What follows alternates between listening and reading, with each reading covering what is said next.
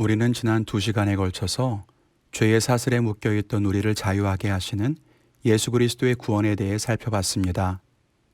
진정한 죄사함이 무엇인지, 또 죄로부터 자유하게 되는 것이 무엇인지 생각해봤죠. 우리 모두는 예수님을 믿고 참 자유를 얻은 줄로 믿습니다. 그렇다면 이제 우리가 죄에서 완전히 자유하게 되었는데 그럼 이제 어떻게 해야 하는 것일까요?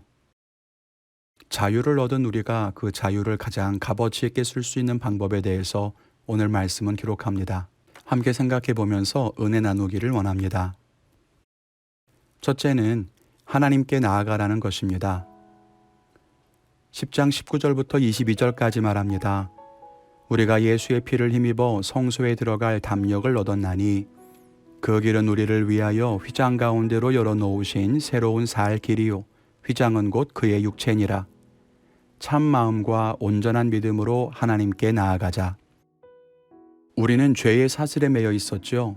그런데 그리스도께서 그 사슬을 끊으셨습니다. 이제 자유를 가진 우리가 할 수 있는 가장 귀한 선택은 그 자유함으로 하나님께 나아가는 것입니다. 반면에 가장 어리석은 선택은 다시 스스로 죄의 사슬을 매려고 하는 것이겠죠. 아무튼 오늘 본문에서는 휘장을 찢어 하나님께로 나아가게 하신 그리스도의 은혜로 인해 자유하게 되었으니 하나님의 임재로 하나님 계신 곳으로 나아가자고 말하고 있습니다. 휘장을 찢어 길을 만드신 것에 대해서는 앞에서 다룬 바가 있습니다. 그런데 하나님께 나아갈 때 우리에게 필요한 것들이 있습니다. 본문은 그것을 말하고 있는데요. 먼저는 담력입니다. 19절에 보면 성소에 들어갈 담력을 얻었다고 합니다.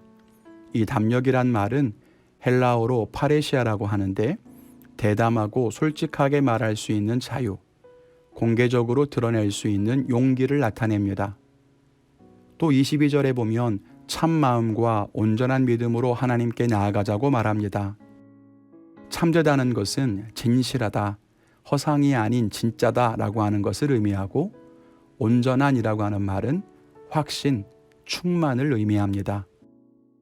그러므로 참 마음과 온전한 믿음이라는 것은 진실한 마음과 분명한 믿음을 가지고 나아가야 한다는 거죠. 하나님께 나아갈 때 우리 믿음에는 조금의 의심이나 거짓된 것이 없어야 합니다. 우리 안에 충만한 믿음으로 세상 앞에서는 담대함을 가지고 하나님께 나아가야 한다는 말입니다. 두 번째는 소망을 붙들라는 거예요. 23절에 말합니다. 우리가 믿는 도리의 소망을 움직이지 말며 굳게 잡고, 이 말씀을 표준세 번역에는 우리는 흔들리지 말고 우리가 고백하는 그 소망을 굳게 지킵시다 라고 번역되어 있습니다. 우리가 고백하는 그 소망, 우리가 늘 말하는 그 소망을 붙잡으라는 것입니다. 여러 번 말씀드리지만 소망은 변화의 가능성을 말하는 것이 아닙니다. 어떤 일이 일어날 가능성이나 확률을 말하는 것도 아닙니다. 변화의 조짐은 아무것도 없고 환경은 그대로인 것 같은 그때에도 약속을 주신 하나님과 그 하나님이 주신 약속을 믿는 것을 소망이라고 합니다. 자유함을 얻은 우리가 끝까지 하나님께로 나아가기 위해서는 이 소망을 굳게 붙들어야 합니다. 출애굽했던 이스라엘 백성들이 광야로 나왔습니다. 이전에는 종살이를 하며 살았지요. 억눌리고 있었고 힘든 노역을 해야 했습니다. 그런데 그들을 자유하게 하셔서 이제 광야로 나온 거 아닙니까? 그런데 거기서 이스라엘 백성들이 뭐라고 합니까? 여기엔 먹을 것이 없다. 차라리 애굽에서 종살이하면서 고기를 먹을 때가 좋았다라고 말합니다. 이것이 어리석은 말이라는 거예요. 여러분, 우리는 죄에서 자유하게 되어 지금은 영원한 가나안을 향해 광야를 지나고 있습니다. 힘든 것이 당연하고 어려울 수도 있어요.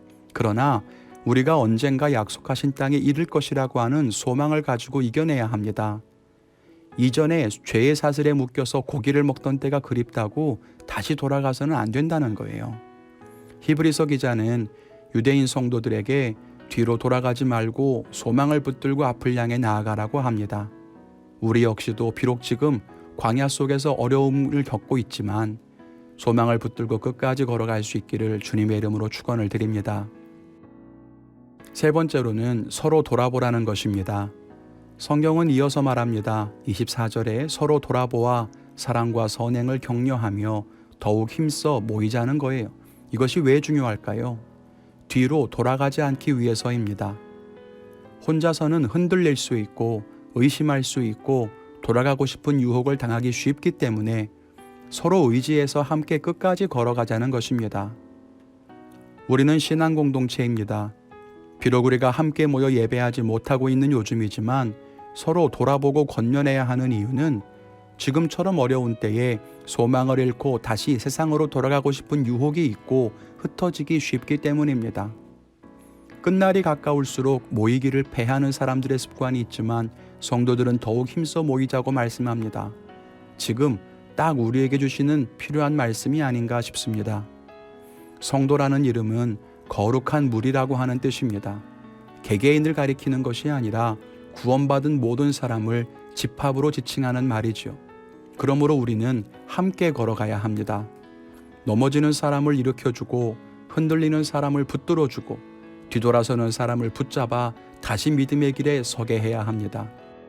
지금 이 어려운 때에 홀로 신앙생활하는 것은 그만큼 위험하고 힘겨울 수 있습니다.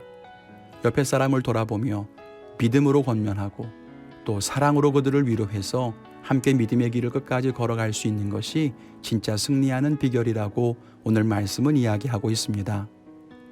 오늘도 광야의 삶 속에서 때로는 환난에 또 때로는 환경의 문제에 우리의 마음이 찢기고 또 상하기 쉽지만 변하지 않는 하나님의 약속을 소망으로 붙잡고 이 믿음의 길을 걸어갈 수 있기만 주님의 이름으로 축원을 드립니다.